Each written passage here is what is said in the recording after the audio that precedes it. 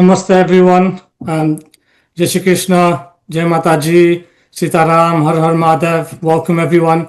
Thank you for taking the time out to join us on today's session based on unlocking the treasures. Purushottam Maas, aka Adhik Maas. It's going to be a great talk by Jai Bhai. And we also have Nilam Ben who's going to take our Q&A segment at the end. So please feel free for any questions you've got while you're listening to Jai Bhai, put them in the chat, and we'll also have a segment at the end to go through. Today's talk is a very interesting one, a lot to discover, a lot of things people won't know. So it's going to be really good and interesting to understand what do we mean by unlocking these treasures.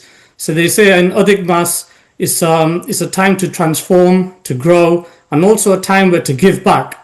Giving back to yourself, to your friends, to your families, to the samaj. So it's about what can we do to actually give back and get involved, because this time it doesn't come around every year like people may think, or some that may not even know. It's a very treasured time that comes once in a while. So I'm sure Jai Bhai will go into greater detail to explain how this works. It's going to be riveting. Just a quick one on Jai Bhai. So Jai Bhai and obviously Nilam Ben and myself, all members of Dharmo Vijayate, a charity here to provide knowledge and to plant the seed for us to come together as a community and grow. So it's going to be amazing for Jai Bhai. He's based in London, a practicing Brahmin, and he's been doing a lot of research recently on this topic of Purushottam Maas, Adhik Maas. So it's going to be amazing to hear what things he's discovered, all from our books, for us to take with us and see how we can evolve ourselves and grow. So over to you, Jai Bhai. Thank you, Gautam Bhai. So as always, we'll start with a short prayer and a shlok. Om Shri Guru Bhyo Namaha Shri Saraswate Namaha Shashankha Chakram Sakirita Kundalam Sapitavakstram Sarasiruhekshanam Saharavakshastalakaustuභश्रियम् Namami Vishnum Shirasha Chaturbhujam. Om Namo Narayanaya. So, welcome to today's session on Purushottam Maas. We've been eagerly waiting 3 years for this auspicious month to come by, and we thought through Dharmo Vijayate it'd be nice to shed some light upon the importance of Adhik Maas, the significance of Adhik Maas, and why it comes around. So Adhik Maas is also known as Mal Maas, Purushottam Maas, and it also has many other names. It is the extra month in our Hindu Sanatan calendar, and the word Mal, because it's known as Mal Maas, Mal literally means waste, Adhik means additional or extra. So this month was considered as, or known as, Mal Maas to start off with, so the impure month and the extra month. This month was traditionally considered unfavorable and impure, so no auspicious activities used to happen during this month. There is a short story about this month and how it was, when it was impure, it went to Vishnu Bhagwan, and how the month then got transformed and known as Purushottam Maas. So in our Hindu calendar, we have 12 months, and each month has a specific deity or devta, which is the presiding devta of that month. Mal Maas or Adhik Maas had no presiding deity or devta to it. So it went to Vishnu Bhagwan to say that because I'm the extra month, I'm considered impure. I have no devta or god who wants to be the presiding deity of this month, and therefore I'm looked down upon. It was at that time that Vishnu Bhagwan very compassionately accepted this month and said, from now on, I will be the presiding deity of this month, and me being Purushottam, the Supreme One, I will give this month the name Purushottam Maas and make it the most supreme months of them all and most auspicious months of them all. So this is just a story of how Adhik Maas came about, and it might sound quite interesting, quite complex, or even quite silly that there was a month and it was an extra month, and then the month went to Vishnu Bhagwan and asked for refuge, and Vishnu Bhagwan gave it its own name and made it that very special and very important month. But as we go through today's session, we'll find out how this all links in at the end and what it actually means for us and our lives. So how does Adhik Maas actually come about? So how does Purushottam Maas actually come about? The existence of Adhik Maas arises from the difference between the lunar and solar calendars. So there's lots of different civilizations and they have their own calendars. In the UK, most of the West follow the solar calendar, which has 365 days. We know that Muslims have their Islamic calendar, which is the lunar calendar. But us Hindus, we have a solar and lunar calendar which is mixed and merged together. So we bring the best of both of those calendars together.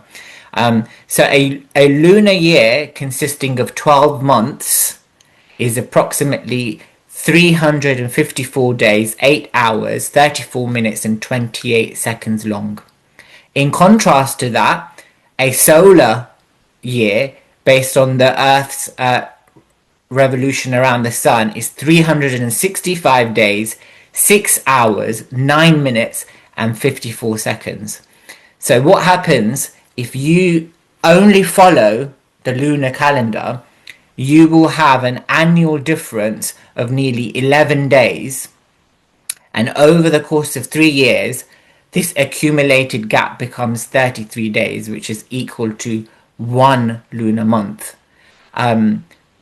So as we can see that there's a mismatch between the solar calendar and the lunar calendar, and different civilizations follow different calendars. We follow a solar calendar, which is a mixture of both. So what did our rishis do? What did our Vedic astronomers do to solve this problem of these two calendars working quite differently? So since the annual difference between the lunar and solar year accumulates to approximately 1 full lunar month every 32 to 33 months, the Panchang introduced an entire extra month known as Adhik Maas. That's where it got that name from, Adhik, because it's the extra month. Rather than making small daily adjustments like the Gregorian Western calendar we have that has a leap day system, the Hindu lunar calendar restores alignment by adding a complete lunar month altogether. So after 3 years, so approximately 30 to 33 months, we get a whole extra month in our calendar. So we have 13 months, not 12.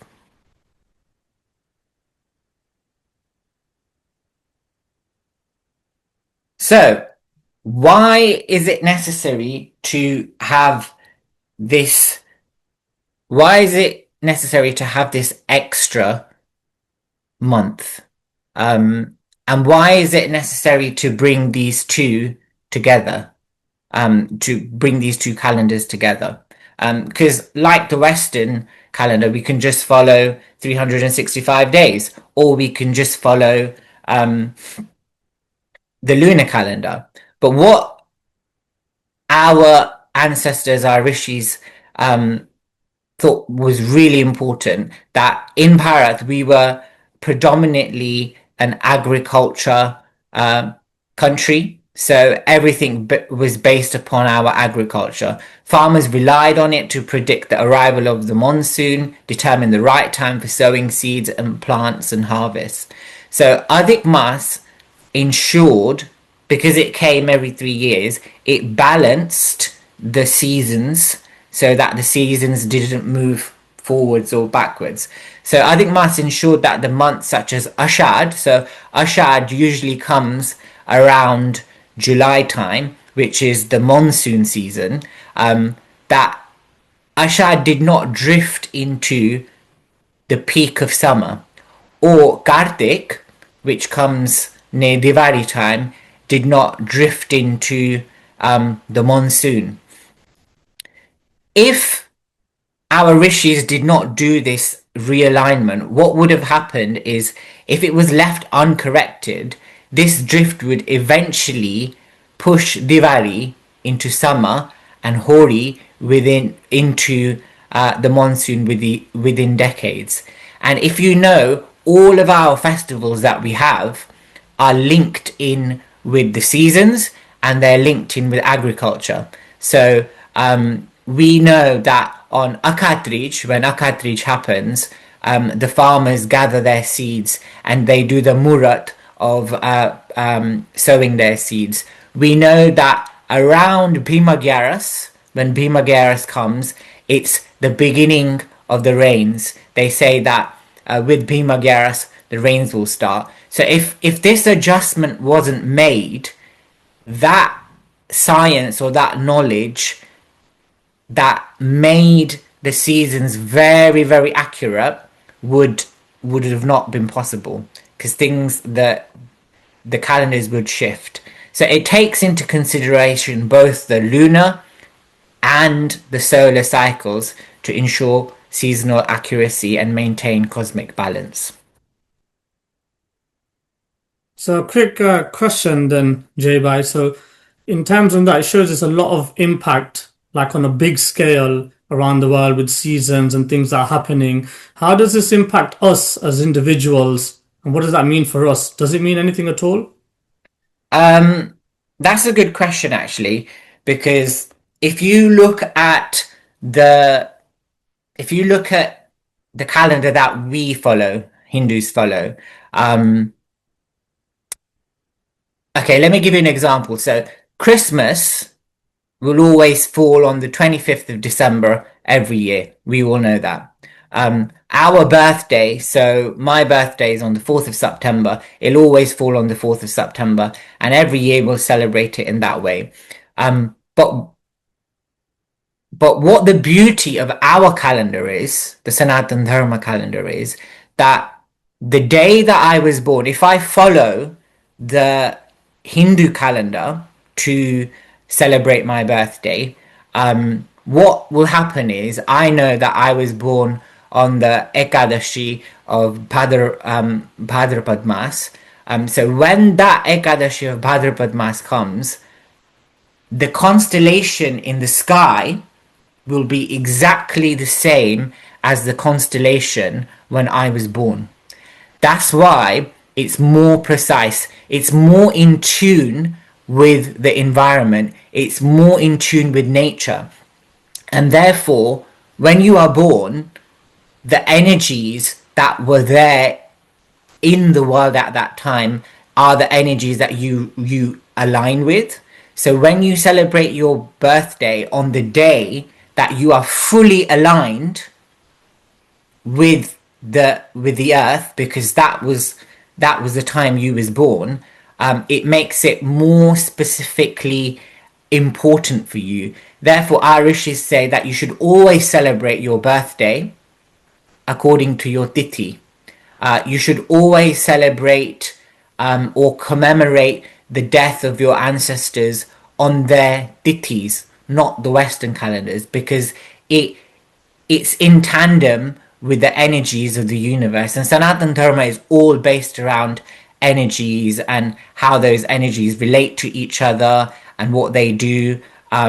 It relates to the not just the constellations, but the positioning of the planets in the solar system, and that can tell you so much about your energy field, and how that links into the energy field of the world and the universe for that specific time. So these calendars are really important, and that tandem is so important to know, because we base it on the moon and the sun.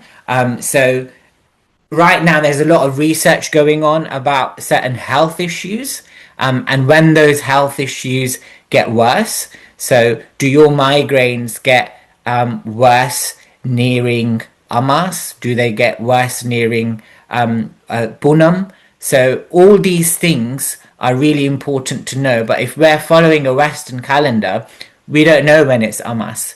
We don't know when it's Punam.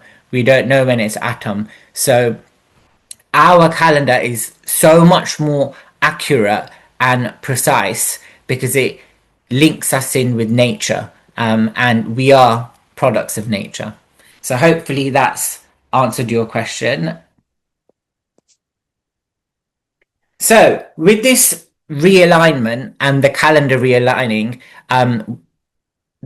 it created Adhik Maas or Purushottam Maas, and therefore this month became an extremely powerful window of time for spiritual realignment and inner transformation. It is traditionally reserved for spiritual development, devotion, prayer, charity, fasting, and self-discipline. So this month was solely dedicated to spiritual and devotional activities. So in this month, it's prohibited to get married. It's prohibited to start any new ventures. It's prohibited to do anything auspicious apart from anything that is related for your spiritual development. In ancient times, when Adhik Maas used to come, everything used to stop. So businesses would stop, children going to school would stop, learning would stop. This was a time to put a full stop at all the other activities and solely focus on your spiritual development, because this was the most powerful time where you could transform yourself, and inner transformation and moving towards that goal of enlightenment. It is believed that any spiritual practice during this sacred period is multiplied many times over. There's a really well-known phrase associated with Purushottam Maas. It's called Adhikasya Adhikam Phalam, which means whatever is done during Adhik Maas yields greater rewards or greater blessings. It's multiplied by 1,000,000. This is not a month to let pass by unnoticed. It's a sacred and powerful period that holds the potential to spiritually transform and cleanse one from within. So the astronomical positions, the constellations, the energies of the earth, the sun, the moon, everything is in a process of transformation and realignment. Like we saw, the whole purpose of the month was to realign the calendar, but not just realign the calendar, realign our energies, realign our chakras that we have in our body, and therefore it was made a month where you stop everything else and you concentrate solely on doing spiritual development, doing sadhana, doing Bhagwanunam, and we'll see what other things we can do during this month as we move on. Our Shastras described many practices that we should do during Purushottam Maas, and it lists an extensive list of lots of spiritual disciplines and devotional activities that one can do. To better understand, because there's so much you can do, there's loads and loads and loads of things that one can do, but if we want to condense them and split them up, and divide them, we can divide them into four main observances. Shnan, which is sacred bathing, Dan, which is charity, Jap, chanting and prayer, and Upvas. So these are the four main things that we should consider during Adhik Maas. So, Jayba, another question I just got sent on WhatsApp. So, you mentioned obviously practices here, and you mentioned the shastras, but especially, I don't know, probably a lot of people are thinking there's always so much like Chinese whispers or do this, do that. So many people pass down information of what to do from your parents, grandparents. Like, how do you know what's right to do, or where does that information come from to say it's proof or there's facts behind it rather than just Chinese whispers that get passed down from generation to generation? Okay, so I'm guessing you're asking that is there any specific shastras that talk about what we should do in Adhik Maas? Yeah, just anything that backs up what we're saying is not just what we've heard from people saying, rather than something that's the right thing to do that's backed up by somewhere where we can cross-reference or fact-check the sastras. Okay. So one thing we really like doing at Dharmo Vijayate is only giving out information that we can back up from the Shastras. We live in a time of Instagram, social media, YouTube podcasts, where so many people say so many things, but it's really important to make sure that whatever practice we are doing is backed up from somewhere in the Shastras. So that's a really good question, Gautam Bhai. So the three categories that I've kind of highlighted while doing research on Purushottam Maas, these four that you can see here, are specifically mentioned in the Brihad Naradiya Puran, where Naradji himself says that these four things are the four things that you should focus on during Adhik Maas. If anybody here wants the actual Sanskrit text or the translation, we can send that to you. I haven't included it in the presentation because I didn't think everybody would want to know, but it's great that people are asking for proof about where we're getting our information from. So that's great. So yes, the Brihad Naradiya Puran has the whole Purushottam Mahatma in it. I think it's 32 chapters long, and in there it tells you exactly what you should do, when you should do, how you should do it. So that Purushottam Mahatma will tell you everything about that. There are also references in the Padma Puran and the Skand Puran about Purushottam Maas. So here we've tried to gather all of that information and make it quite simple. So what we'll do is we'll really quickly go through the four and how we can implement these four during the month of Purushottam.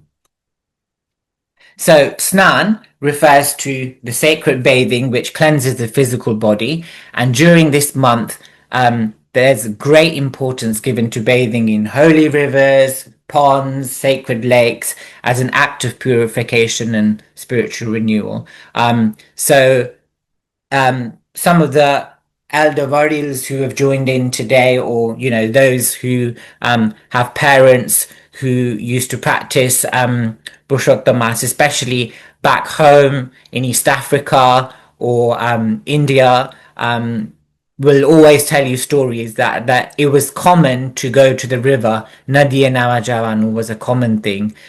Especially women would go to the river banks, they would bathe in the river, and they would all sit alongside the river making mud images of Bhagwan, of Gorma. They would sing, they do katha there, they do puja there, and that's how their day started off.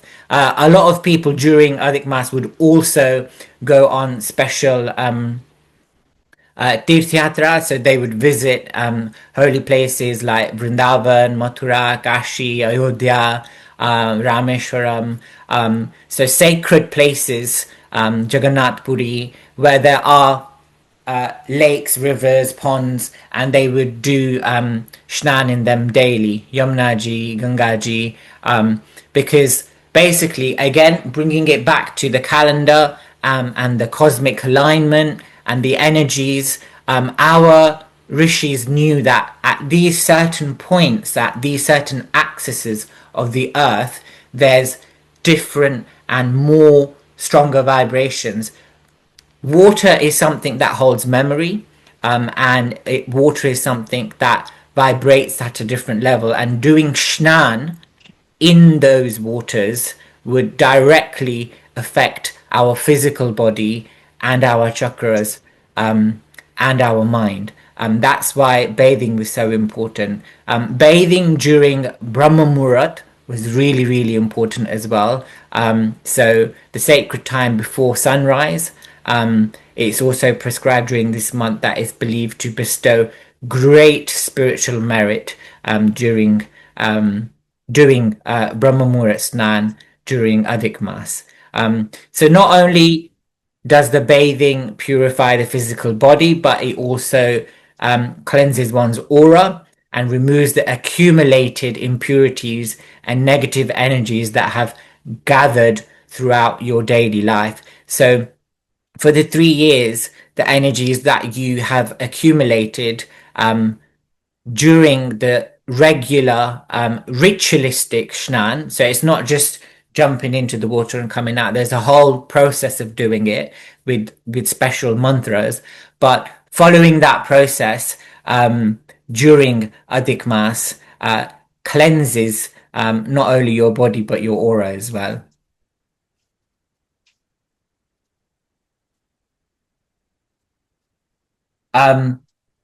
One may ask the question, sorry to go back to this, that we live in the UK, we don't have Gangaji here, Yamunaji, we don't really have any tirths where we can go and do shnan.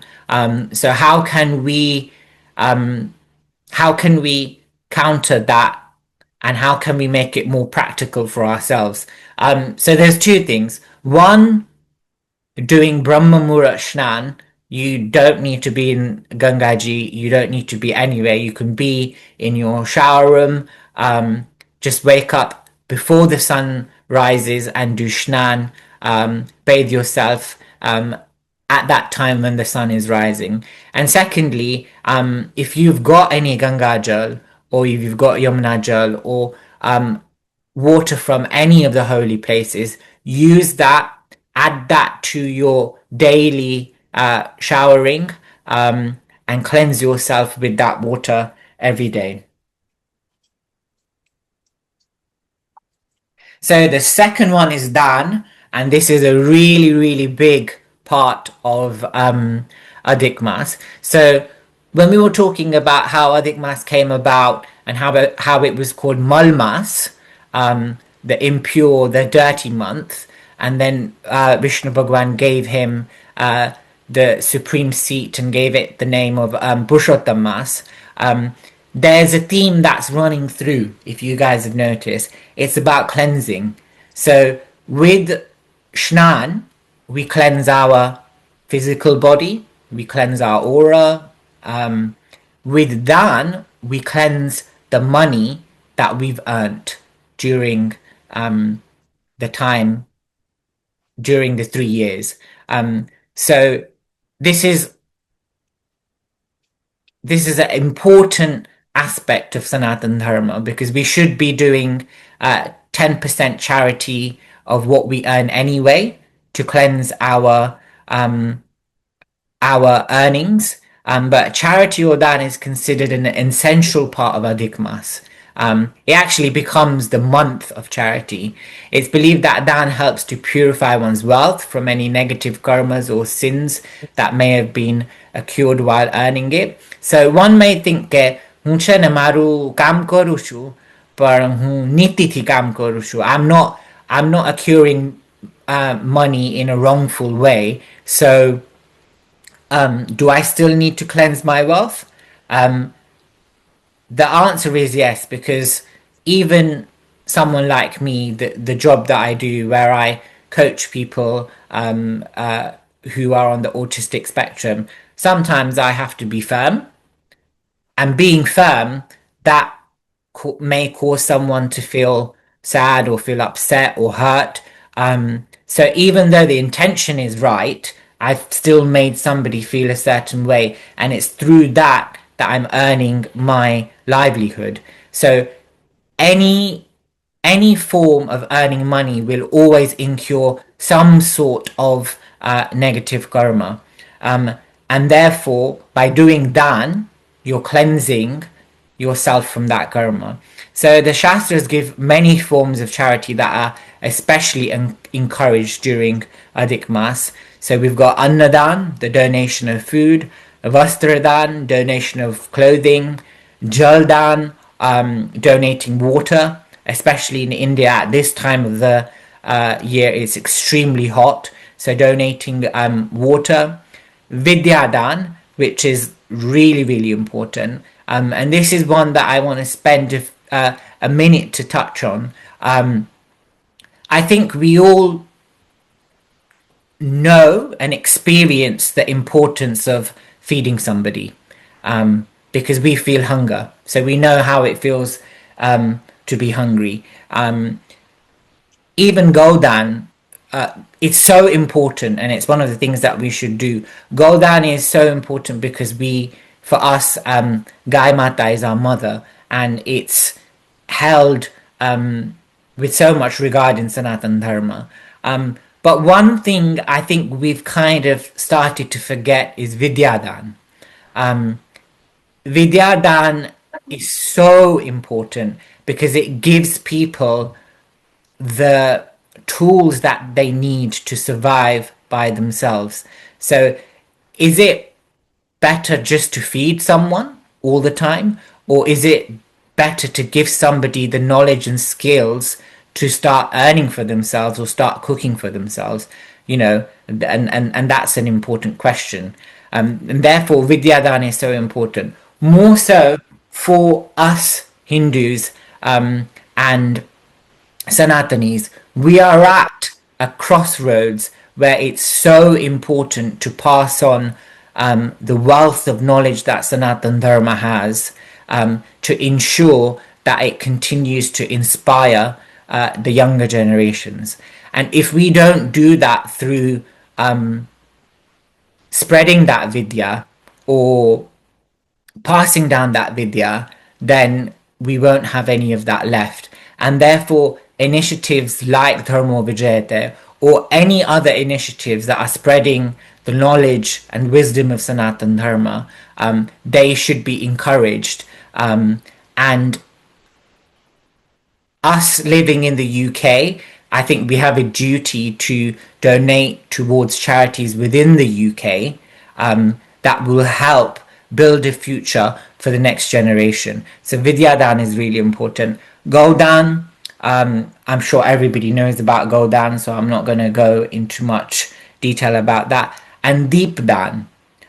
So Deepdan is, and I'll talk about this much at the end, but it's one of the most easiest and most powerful dans you can do in Adhik Maas. A lot of people think Deepdan means giving or donating somebody a divo. It's not that. We'll see later on what it actually is. But these are some of the dans that we can do during Adhik Maas because it's considered as the month of Dan. Then we have Vrat or Upvas. So this is a month to observe fasting during this month, and it's believed to help cleanse the senses. So we've seen that we've cleansed our body through the Shnan, through the Dan, we've cleansed our karmas, and we've cleansed our wealth. And through Vrat and Upvas, we are cleansing our senses and our mind through discipline and promoting spiritual clarity. Our Shastras prescribe many different types of Vrats and Upvas that we can do during this time. So let's quickly go very briefly into some of them. So our Shastras say Nakta Bhojanam, which basically means only not eating nothing during the day. So that doesn't mean eating fruits, nuts, anything, absolutely nothing during the day, and only eating once at night after the sun has set. So that's one type of fast you can do. Then there's Dharan Paran Vrat, which means you fast on one day, the next day you eat, you fast on the next day you eat, and that way you do the whole month of Purushottam Maas. Then you have Ekaha Bhojana, which basically is very similar to Ektanu. So you can eat one meal anytime during the day. You don't need to wait for the sun to set. So you can have your meal at 3 o'clock in the afternoon, and that's your Ekaha Bhojan done. There's more difficult ones like Grutavrat, where you only drink a cup of ghee every day for the whole month. There's Payovrat, where you only drink milk for the whole month. And there's the Falahar Vrat, where you do Falahar. So that's not Farar. Farar and Falar is two completely different things. Farar is something that Gujaratis have created themselves. It doesn't come from any of the Shastras. It's something we've made up because we couldn't handle the hunger, so we introduced Ferrari bhajia and Ferrari pasta and Ferrari pizza and all of that. But Falahar Vrat is abstaining from grains and only consuming fruits throughout the month. And then there's a much easier vrat that you can do. It's called a Havishyan Vrat. So during according to the Shastras, this vrat involves consuming only simple and sattvic foods permitted for spiritual discipline. So the Shastras will give you a whole list of, with the Havishyan vrat, what you can eat and what you can't eat. So what oils you can eat, what vegetables you can eat, what grains you can eat, and things that you can't eat. If anybody wants that list, we can source that list and find it for you for that Havishan. But so as you can see, there's lots of different types of upvases, fasting that you can do. Here, it's important to also realize that fasting isn't just about, torturing yourself with hunger. Fasting is all about, upvas is all about controlling the senses. And I think we give too much focus on controlling the sense of the tongue and hunger, and we forget about all the other senses. So another way you can do upvas is through Maun Vrat, so keeping silence during Adhik Maas. You could even do a digital detox, staying away from social media. Anything that really centers you within yourself is upvas. Shastra Shravan, so listening to the Shastras, listening to Gathas, that is also upvas, because you're hiring your energies and you're spending time in doing something that is energetically more supreme than what you do on a day-to-day basis. Also, who you spend your time with and how you spend your time is also a type of upvas you can do. Keeping the right company during this month, spending your time doing the right things. We have a lot of hobbies and shauq that we do, going to the movies or going to a football match or going to a concert. But Adhik Maas is a time where we should stop all of those things and use all of that time and dedicate it towards Bhagavan. Giving eating early, it could also, if you can't fast, you can always try and make sure that you are eating early. So you're eating before sunset, giving yourself that structure, and making sure that the foods that you eat are sattvic. So even if you're not fasting the whole month, you could do something simple as not eating onion or garlic. A lot of people don't know that even if you do an ektarnu, when you're doing an ektarnu, if your ektarnu consists of onion and garlic, then it doesn't count as an ektarnu. Because when you do an ektarnu, your fasting should be fasting sattvically. So there's lots of things that you can do here. And similarly, just like with when if I kind of go back to Dan, we see it as always giving something physical, but it doesn't always have to be something physical. It could be something as simple as giving somebody a smile. It could be as simple as giving your time to someone. It could be as simple as giving your expertise to someone. Something really simple like giving more attention to your children during Adhik Maas. Doing some work for someone else that they are struggling with. So if somebody's struggling with some work, if you help them out, if you mow the lawn for your neighbor, that's a type of dan. Planting trees or planting something, that's also giving back to nature.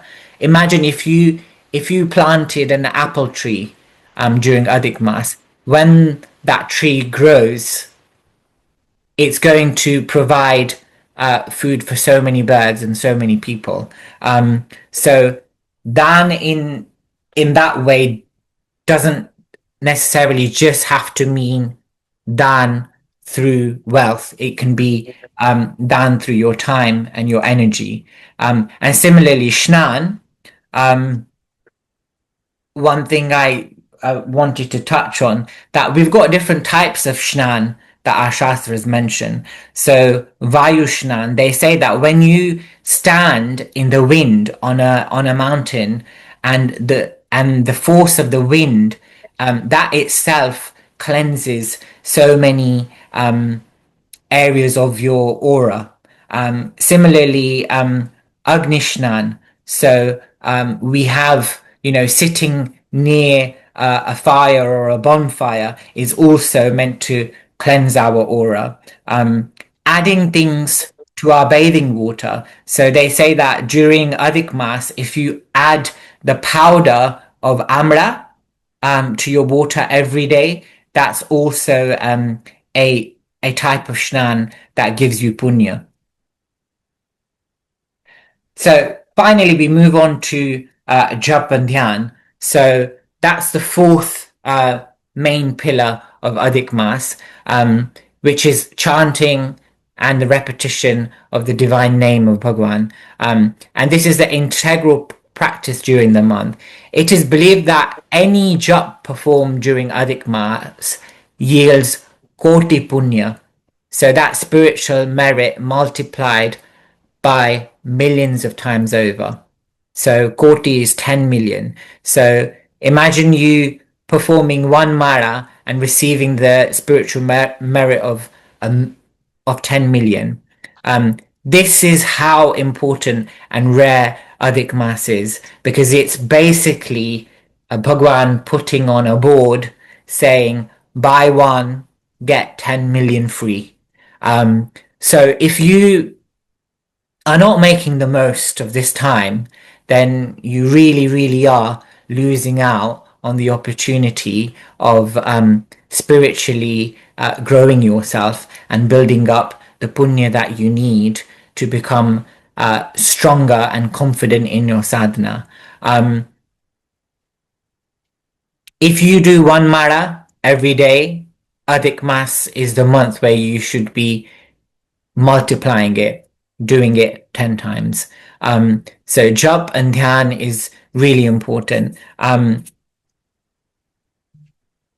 One way of looking at this is also jap, obviously doing Bhagwan and Namnu jap, and dhyan of Bhagwan, but also being mindful.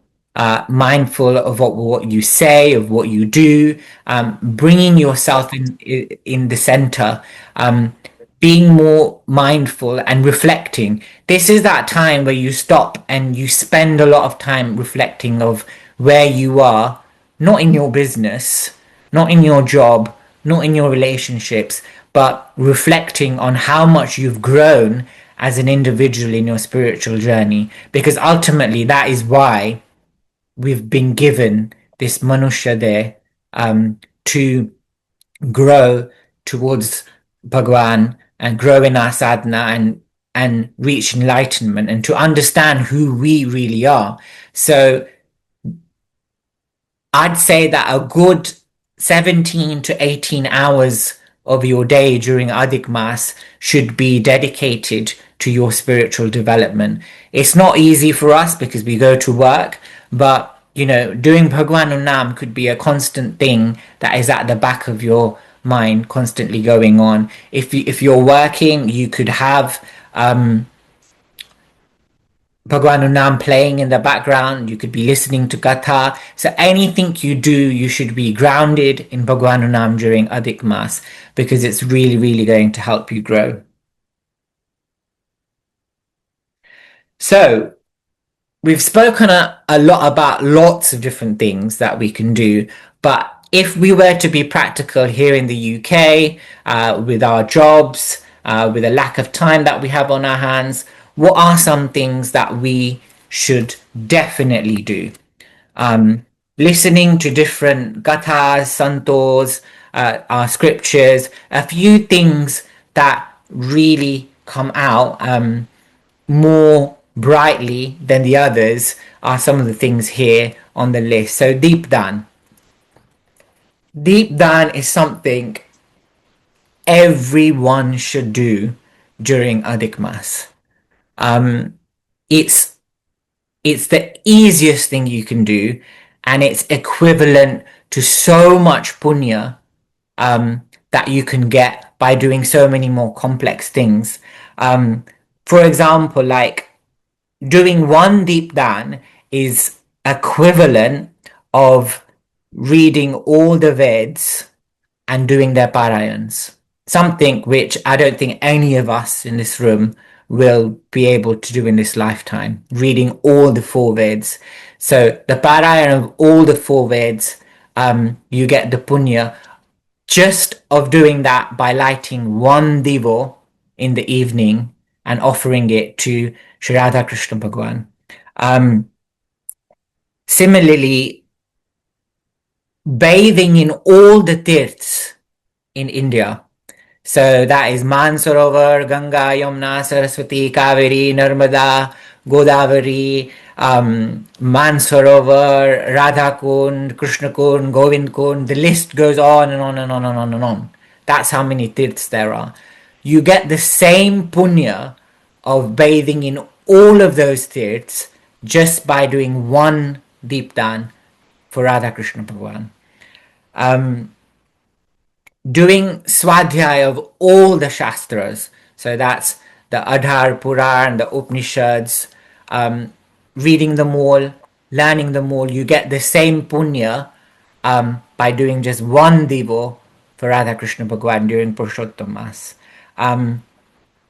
Practicing and learning the Sankhya Shastra, the Yoga Shastras, and the Tantras, and doing the Anushtans given in those Shastras, you get the same punya of doing all of that just by doing one divo for Radha Krishna Bhagwan or Purushottam Bhagwan during Adhik Maas. Chandrayan Vrat. If anybody knows what the Chandrayan Vrat is, it's one of the hardest vrats that you can do in Sanatan Dharma because it's based on the waxing and the waning of the moon and how many grains you can consume based on the waxing and the waning of the moon. You get the same punya of doing the Chandrayan Vrat just by doing one divo during Adhik Maas. Gaya Shrad. So Gaya Shrad is such an important practice that every Sanatani should do for their ancestors. You get the same punya of doing Gaya Shrad by just offering one deep to Bhagwan during Adhik Mas. 1,000 Surya Grahans and 1,000 Chandra Grahans, and doing donations during 1,000 Surya Grahans and 1,000 Chandra Grahans, and the punya you get from doing that is less than equal to doing one Divo during Adhik Mas to Radha Krishna Bhagwan.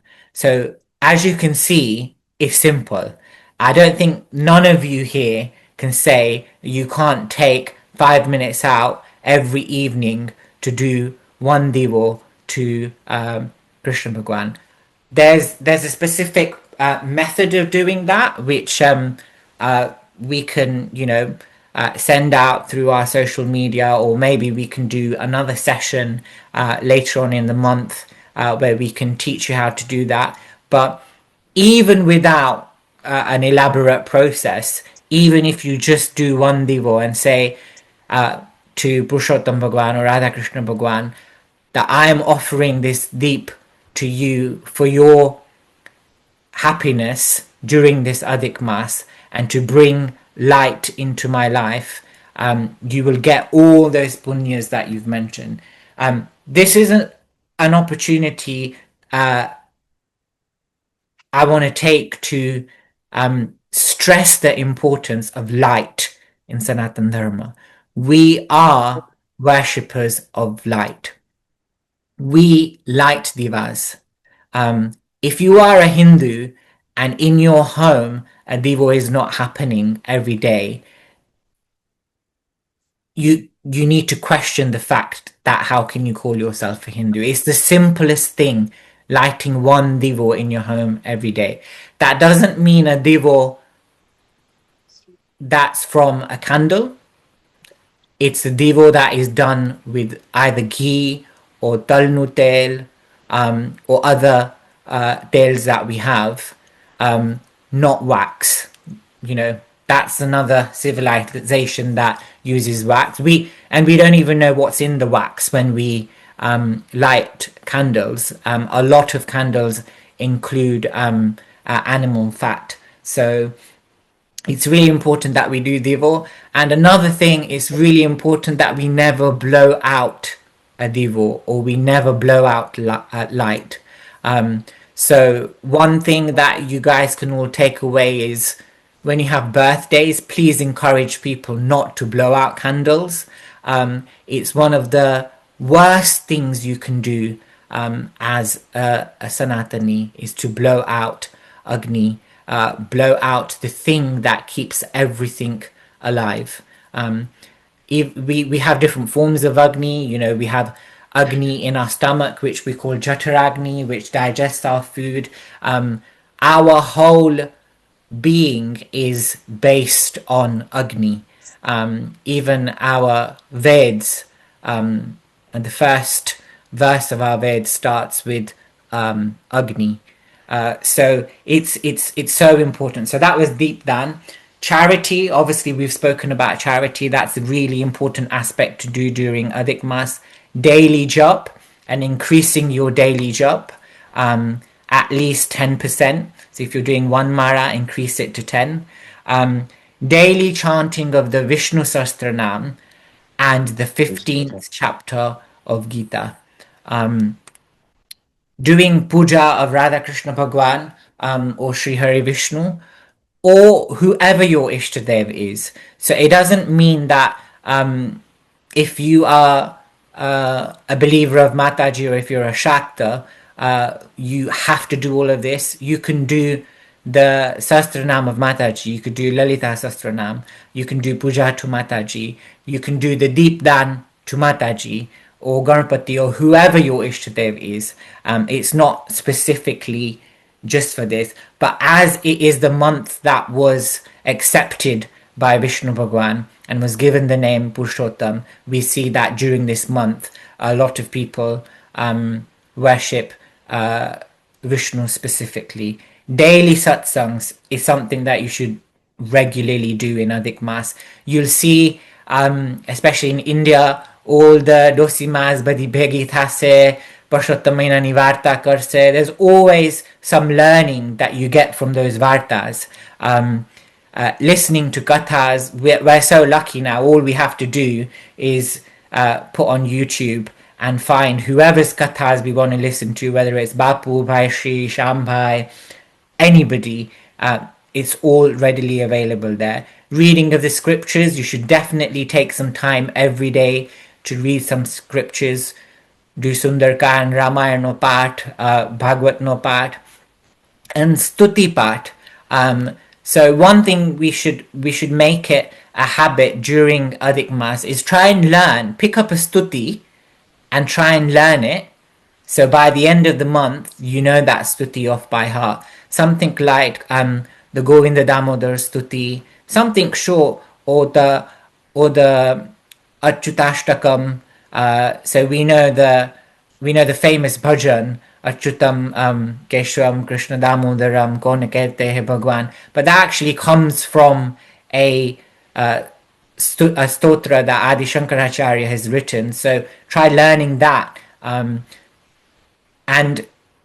in incorporating all of these things in your day-to-day life during Adhik Maas. So these are some of the more basic things that we can do.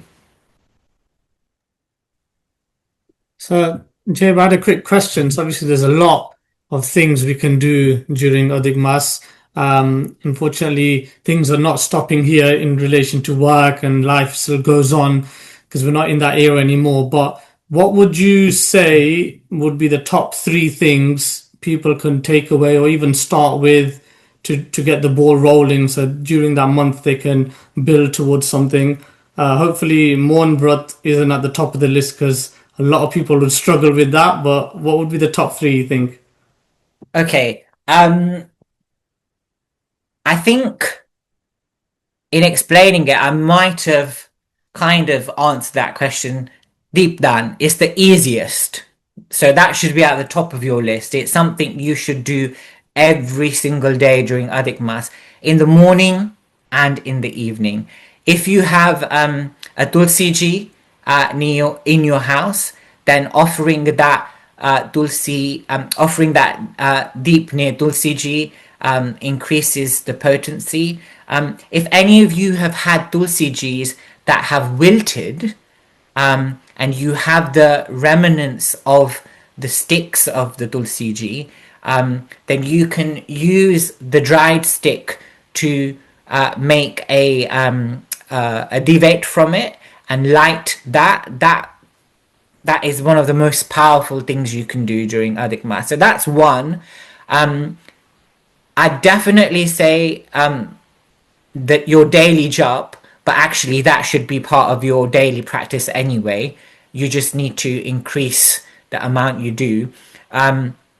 The other 2 things I'd say, so chanting of the Vishnu Sahasranam and the 15th chapter of the Gita. I say that because not from personal experience or anything. I say that because Adi Shankaracharya ji has said, Geyam Gita Nama Sahastam Dheyam Shripadi Rupa Majastram. So Vishnu Sahasranam and the 15th chapter of the Gita and Deep Dan, I would say, are the 3 main things, as well as all of the other things. You know, I know we have a lack of time, but this is Adhik Maas. It comes every 3 years, so we need to make the most of it as much as we can. You know, we can watch less TV, watch less football, Gautam, and we can spend that time in doing Bhagwan Nam and these things that we've put up here. So when we conclude about Adhik Maas, the deeper meaning of this sacred month is one of positive transformation. That's the aim of this month. And transformation, positive transformation becomes very easy during this month. A month that was once considered impure and unworthy was, through the grace of Vishnu, elevated to become the most sacred of all months. Even the name Purushottam, meaning the supreme being or the best amongst all, hints at the deeper message of this month, that we too have the ability to grow into the highest versions of ourselves. So when we start off, we are like Malmas, but we have to become Purushottam Maas. We have to become the Uttam Purush. Uttam means the best, and Purush means being or man. And we have to become the Uttam Purush. And Adhik Maas helps you become that Uttam Purush if you do sadhana during this month. Like I said, in many ways it reflects our own spiritual journey. Though we may begin in impurity, confusion or imperfections, transformation is always possible through devotion, discipline and divine grace. Just as Purushottam Maas restores balance between the solar and lunar calendars, it also symbolizes the need to bring balance within ourselves. The sun representing our soul, our Atma, and the moon representing our mind, Abruman. When both of these are aligned in harmony, true inner balance and spiritual growth can take place. And this month of realigning, Adhik Maas, Purushottam Maas, is that month that will help you with that alignment. So if you wait, and who even knows, the next Adhik Maas will come after 3 years. Who knows how many of us will be alive at that time? Who knows what will be happening in the world at that time? So we really, really need to make the most of this opportunity that we have, starting on Sunday. Sunday is the first day of Adhik Maas. Making the most of it and indulging ourselves in spiritual development and doing Bhagwan Nam. I know we've spoken about a lot here. At Dharmo Vijayate, we always try to give you the science, the reasoning behind what we do. But one thing that kind of came to my mind today is we always stress as New Age Hindus or as Hindus of this time that we want to know the reasoning behind it. We want to know the science behind it. And we hear a lot of people saying, well, if it doesn't make sense to me, I'm not going to do it because it's pointless. It doesn't mean anything if it doesn't make sense. But actually, I want to ask those people a question today. How many things do you do in your life which don't make sense that you still carry on doing?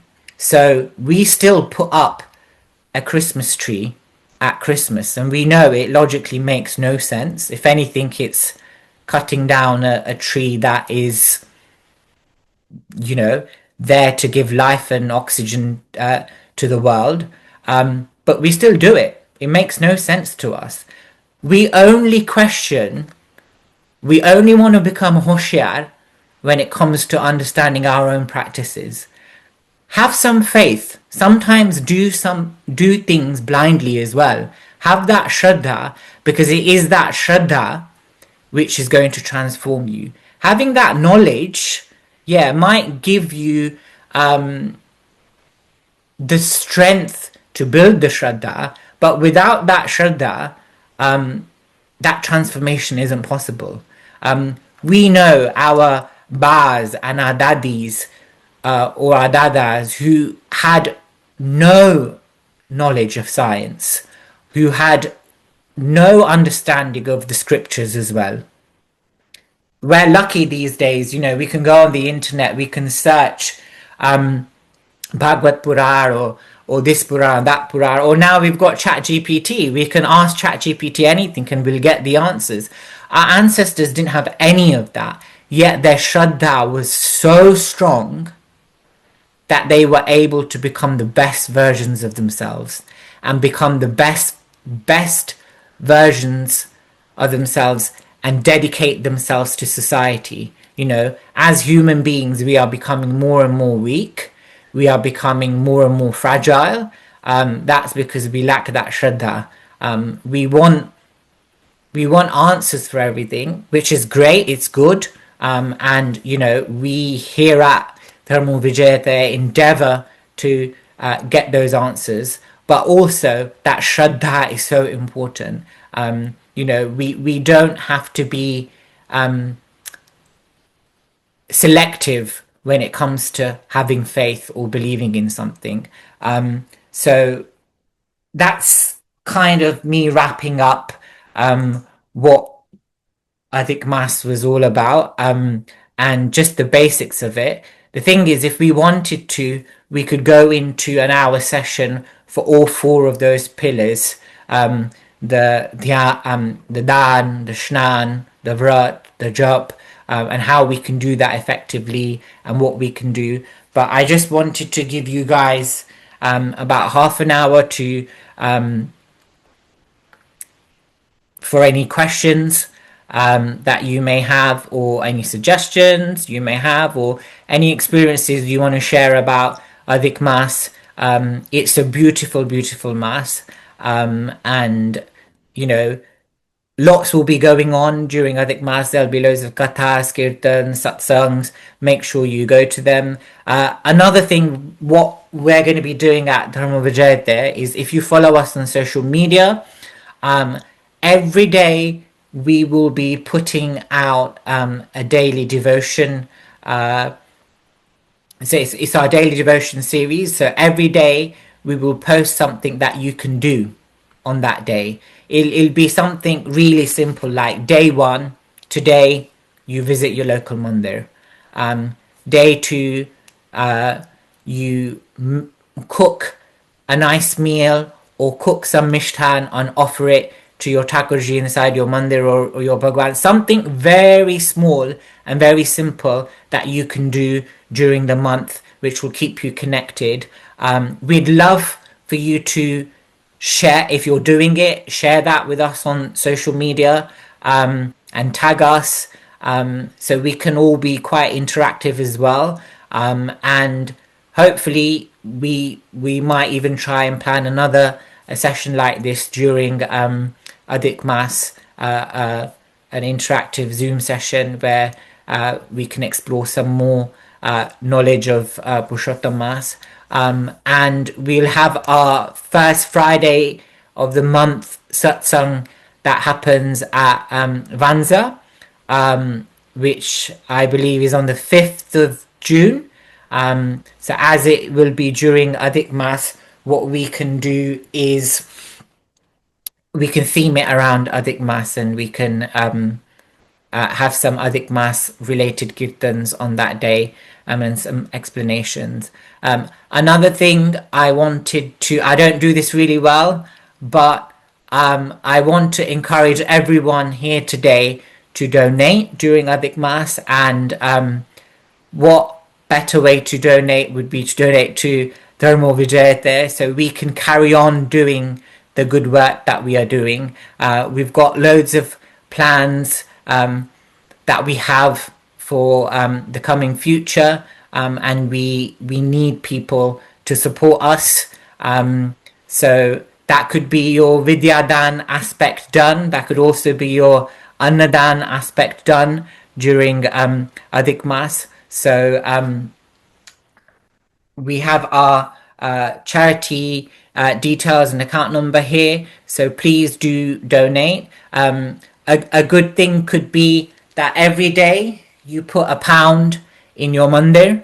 After you do your deepdan, you could keep £1 in your mandir. By the end of the month, you'll have £30 that you can donate to us.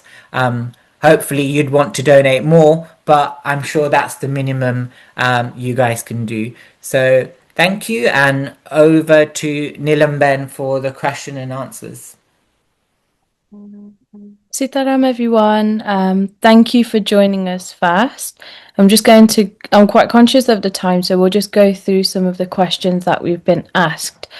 So we've got, how do we differentiate normal foods from sattvic foods? Are there certain ingredients?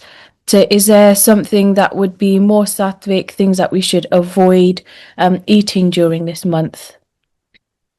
Yeah, so I briefly kind of went into the Havishyan Bhojan, and that clearly gives us the list. So what we can do is whoever question that was, if you guys just make a note of it, and then we can send that full list to that person. But Sattvic food generally consists of foods which don't have meat in it, no eggs, and no onion or garlic, and foods that are cooked and eaten straight away. So not foods that are left in your fridge and then you eat them a day later or 2 days later. Another aspect of sattvic food is food that is made by yourself or made by somebody you know, so your mother, your wife, your father, food that is made within your home, not food that you get from a restaurant or where you go outside and eat. So food that is made consciously with purity is sattvic food. Foods that are not very pungent with spices, and foods that are easily digestible, they come under the category of sattvic foods. But for a more detailed and scriptural list, we can send that out, so we're more specific, because that literally gives you the oils you can eat, the oils you can't eat, the fruits you can eat, the fruits you can't eat. So yeah, we can send that out. Amazing, thank you. We've got a question about the snan. What powder can you add? So I know you mentioned you can add Ganga Jal if you have, but is there any extra powders that you can add as you are bathing? Yeah, so like I said that the powder of amla no powder, you can add that. You can also add dal to your bathing water. And one thing which is really, really easy is just by wearing a tulsi nikanti and bathing with the tulsi nikanti, you get the same punya as doing Ganga Shnan if you're wearing a tulsi nikanti during your bathing. Also, reciting Bhagwanu Nam while you're doing your Shnan. So there's special Shnan mantras. Gange Cha Yamune Chaiva Godavari Saraswati Naramade Sindhukare Kaveri Jaleshmin Samnidham Kuru. So mantras like this you can recite while you're doing your the Shnan, or even just reciting all the holy names of all the tirths and the rivers that you can think of, and calling them into that energy field at the time that you are bathing. Perfect. We have the topics or the things that we can meditate on for dhyan. Is there anything in particular that we should be focusing on to get our spiritual practices better? Yeah, definitely. The best thing to focus on is the form of Bhagwan. So when we look at our scriptures, or even when we do any puja, we start with dhyan. And the dhyan, so when I started today's session, the shlok that I recited was basically a description of what Vishnu Bhagwan looks like. So finding an image, your favorite image of Bhagwan, a non-AI image of Bhagwan, because an AI image may have 7 fingers and 2 toes and stuff like that. But finding an authentic, original image of Bhagwan, and focusing on each part of Bhagwan's body.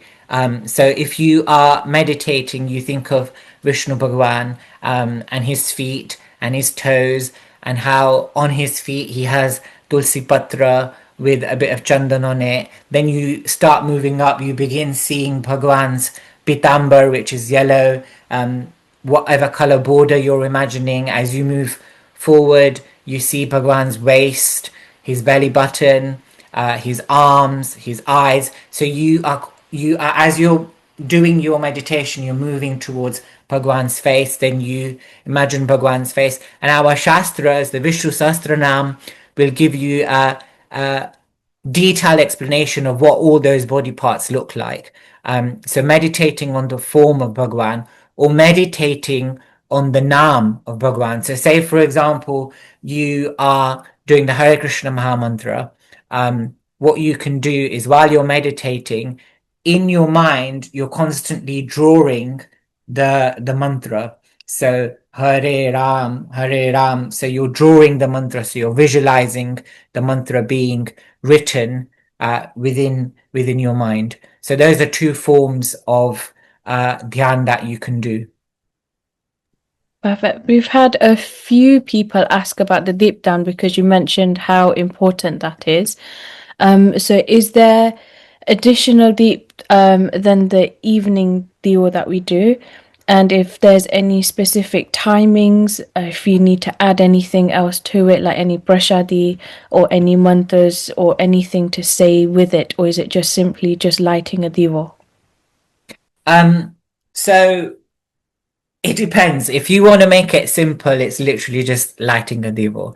If you want to make it more elaborate, what you can do is you can have a pannu leaf and place the divo on top of the pannu leaf. The divo should always be consisting of either ghee or tel. Dalnu tel is the best if you're using oil. So ghee and dalnu tel. And like I said, to light it near the tulsi is better. And you don't have to light one. The more you light, the better. There are mantras for lighting the deep, like Deepa Jyoti Par Brahma, Deepa Jyoti Janardana, Deepo Haratume Papa, Deepa Jyotir Namostute. So there are mantras like that, which we can send out to anybody who wants, or simply you can just say Shri Purushottamaya Namaha and offer that Devo to Bhagwan, or Shri Radha Krishnaya Namaha and offer the Deep to Bhagwan. So it doesn't have to be very elaborate. It can be really, really simple. And yeah, as many as you do, the better. Minimum one. The best time is in the morning, and the other best time is in the evening, just before the sun is setting. So while the sun is setting, you do your divo. And the best thing to do is make it, do a sankalp at the start of the month, that no matter what happens, I'm going to do this every day at this time. So it becomes a promise. So it's not pick and choose. I'm going to do it on the first day and then I might do it on the last day. Perfect. We've been asked if there's any kathas or bhajans going on in Leicester. Where can we find all this information? So I know we have a WhatsApp group. So if you are interested, just drop your number and name and then we can add you to that group so you'll be updated as they go on. I have had a WhatsApp message come through as well. So this is more for the ladies' side. So if we want to make that sankalp from the beginning of the month and say we will light a divo, things get in the way and then we have the menstrual cycle. How do we go about doing the divo during that time if the mandir is closed and you aren't able to physically do this?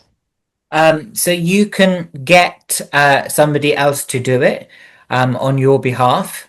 So that wouldn't be a problem. And then as soon as you're clean again, you can start that again. And what if you shut the mandir completely so nobody goes in until that time is finished? Is there something else that you can do on the other side of the door? Yeah, so you can light the divo wherever wherever you want. There are specific areas where lighting the divo is more beneficial. So, for example, lighting a divo in the mandir, lighting a divo near where you have the source of water, so near where your sink is, lighting the divo just on the threshold of your house, so outside your house, near the entrance. So these are all places where you can light the light a divo, and you know, we could not practical here in the UK, but in India, you will see, especially at this time, a lot of people will do deep dan in the rivers. So they'll light a divo and they'll let them flow in the rivers. Especially in Vraj, it's an absolute beautiful sight during Adhik Maas, because everybody goes to Yamnaji in the evening and thousands of people will light divas in the rivers, and you'll see all the divas glowing. So it's not necessary that you just have to do it in your mandir. You can do the deep dan anywhere in your home. Perfect. I think Parthiban, she's written something really beautiful as well. So, can you not light the divo in your mind when you're unable to physically do it? So, again, having that inner sort of light coming out and looking inwards to get that light. So, is that something that we can do as well? That's definitely 100% something we can do. Lighting that divo within your mind or within your heart is actually what eventually we are trying to transition towards. And that is actually where we want to get to be able to, have the resources of Adhyatma within us and not outside. So definitely, if you feel you are at that level in your spiritual sadhana and you are able to concentrate and light that divo within your heart 100%, if not, we follow the instructions of what our acharyas and our shastras say, and first try and do it physically before we can get to a stage where we can do it mentally. Perfect. We've also been asked, why can't we do auspicious events during Adhik Maas? If we do extra chanting, then isn't that selfish to get punya? So, auspicious things not done in this month. So basically, this month, like I said, was reserved for spiritual development. And spiritual development happens through the punya that we do, or the energy. So if you think about punya is not like brownie points. Punya is more like the energy that you accumulate that helps you in your spiritual journey. So if you look at it that way, it's not selfish. It's basically accumulating the resources and energy you need to grow spiritually. Auspicious things like weddings, housewarming, things like that, new ventures, were not done in this month because during this month we don't have a Sankranti. So every month there will be a Surya Sankranti, and this month is void of a Surya Sankranti. Therefore, it's not good for any material beginning that you want. It's solely reserved for spiritual gains rather than material gains, and gaining those spiritual gains is not a selfish thing, because it is what you need.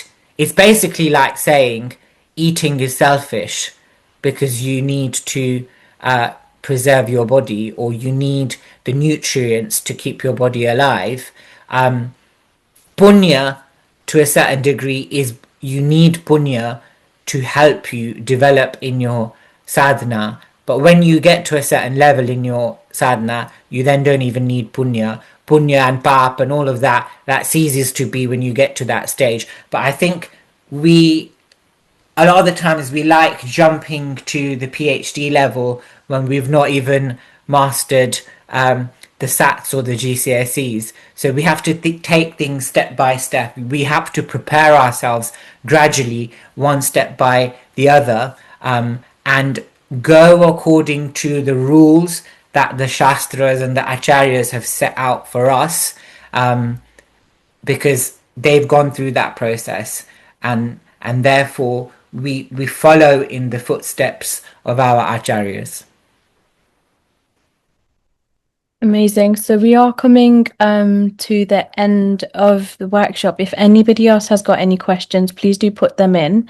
If you would also like to be added to our WhatsApp group, where we will be putting more information about the sattvic foods, the Vishnu form mantra dhyan that Jaybai did at the beginning, the Divo mantra, and anything else from today that is of utmost significance, that will all be in the WhatsApp group. So if you would like to be added to that, please just drop your number in the group chat and then we can add you on there. And is there anything else, Jaybai, before we finish?